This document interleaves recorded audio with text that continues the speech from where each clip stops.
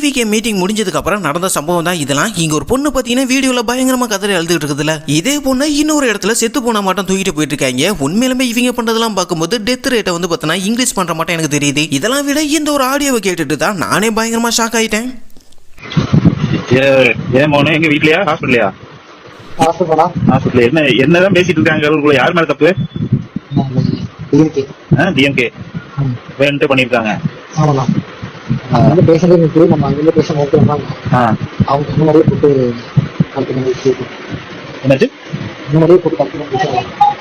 என்ன பண்ணிருக்காங்க?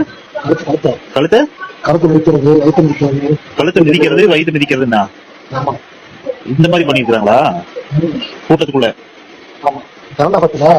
Current off பண்ணிட்டு அடப்பாவி இப்படி பண்ணுவாங்களாடா?